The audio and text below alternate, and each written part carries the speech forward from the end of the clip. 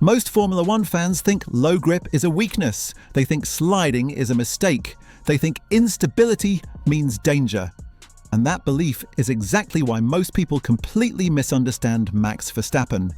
Because while other drivers panic when grip disappears, Max Verstappen feels at home. And with the 2026 regulations set to create less grip, lighter cars, higher energy recovery, and more instability, the uncomfortable truth is this: Max's driving style wasn't just built for low-grip racing, it may be built to dominate the next era of Formula One. Stay with me, because by the end of this video, you'll understand why fans get low-grip driving wrong, why Max Verstappen doesn't, and why 2026 might quietly expose more drivers than it helps. And yes, this is where things start getting uncomfortable for the rest of the grid. From karting to Formula One, Verstappen's defining trait has never been pure smoothness. It's control in chaos. He grew up racing in conditions most drivers try to avoid: cold tracks, dirty lines, worn tyres, unpredictable grip. His father Jos Verstappen didn't train him to drive around instability.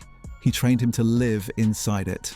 That foundation matters more now than ever, because modern Formula One is about to move away from planted, predictable cars and toward machines that demand constant correction. Low grip isn't just about rain, it's about surface temperature, tyre degradation, energy deployment, and how quickly the rear of the car unloads when power delivery changes. And Max Verstappen understands those transitions at a level most drivers don't. He doesn't wait for the car to lose grip and then react. He anticipates the loss before it happens, already adjusting throttle, steering angle, and brake release while others are still processing feedback. That's the first thing fans get wrong. They think Max saves slides. He doesn't. He prevents them from becoming slides in the first place. Now let's talk about 2026, because this is where the conversation gets serious. The 2026 power unit regulations fundamentally change how grip behaves. Roughly 50% of total power will come from electrical deployment, with much heavier reliance on battery harvesting and release. That means power delivery will be less linear, especially on corner exits. Drivers won't just be managing throttle, they'll be managing torque spikes tied to energy deployment strategies, and torque spikes are the enemy of rear grip. Add to that lighter cars, less downforce, reduced drag, and a shift away from DRS toward active aerodynamics. And suddenly, the sport is creating exactly the environment where low-grip specialists thrive and grip-dependent drivers suffer. Here's the cliffhanger most fans aren't ready for. The smoother you are, the harder 2026 might be. Why? Because ultra-smooth drivers rely on stable platforms. They need consistent feedback. They need predictable rear behavior. Verstappen doesn't. He operates comfortably in micro-instability, that grey zone where the tyre is neither fully gripping nor fully sliding. That's where lap time lives when grip is limited. And this isn't theory. Data analysts and former drivers have pointed out that Verstappen consistently runs higher average slip angles than his teammates without overheating tyres. That is insanely difficult. Most drivers exceed slip angle limits accidentally. Max sits there deliberately balancing load and rotation like a physics experiment happening at 300 kilometers per... Let me ask you something, and answer honestly in the comments later. How many drivers on the grid look better when the car is worse? Because Max Verstappen does. And yes, like the video if this is already making you rethink what smooth driving actually means. Another reason fans get this wrong is because they confuse sliding with losing time. In low-grip racing, controlled rotation can be faster than pure grip. Max uses rotation to straighten exits earlier, meaning he's on full power sooner, even if the car looks less stable. That's devastating over a lap. Small advantages on exit compound down every straight. This is why teammates struggle. They see Max sliding and try to copy it, but they don't understand the timing. They apply throttle too early, too hard, or too late. Max's throttle application isn't binary, it's analog. He feeds power in micro percentages, adjusting for tyre temperature, surface grip, and energy release simultaneously. Now imagine 2026, where energy deployment changes lap by lap, depending on harvesting zones. That means every lap will feel slightly different.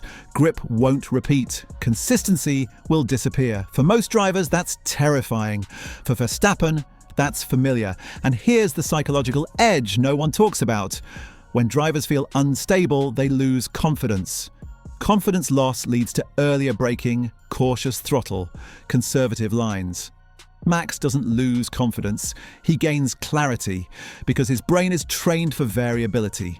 This is also why Verstappen rarely crashes anymore. People think he's toned it down. He hasn't. He's just refined his risk calculation. Low grip doesn't scare him because he understands exactly where the limit moves, not where it is. And yes, this is where fans get it wrong again. They think dominance comes from perfect cars, but in regulation resets, dominance comes from drivers who adapt fastest to imperfection. Now, another quick reset. If you had to name one driver you'd trust in a car with less grip, less downforce, more torque, and unpredictable power delivery, who would it be? Drop it in the comments. Let's see how many people dare to say someone other than Max. As 2026 approaches, teams are quietly worried. Not about outright speed, but about drivability. Engineers have already admitted that early simulations show cars will feel more alive on corner exits. More movement, more sensitivity, more potential for snap oversteer. That's music to Verstappen's ears. Because when cars become harder to drive, talent gaps widen. And Max Verstappen thrives when talent matters more than setup comfort. This isn't about being brave, it's about being prepared. And Max has been preparing for low-grip environments his entire career, whether intentionally or not. So when fans say 2026 will reset everything, they're half right. It will reset the cars, but it will reward the drivers who never relied on stability in the first place. And here's the final cliffhanger. What if the biggest misconception in Formula One is that low grip makes racing harder? When in reality, it just makes great drivers more visible, because if that's true, then 2026 won't level the field. It will expose it, and Max Verstappen will be standing exactly where he always is, at the front, controlling chaos while everyone else wonders why the car feels impossible. If you enjoyed this breakdown, like the video. It helps more than you think. Subscribe for more deep dive F1 analysis that goes beyond headlines. And don't go anywhere, because the next video on your screen breaks down why unstable cars are the ultimate driver test and who will fail it in 2026. I'll see you there.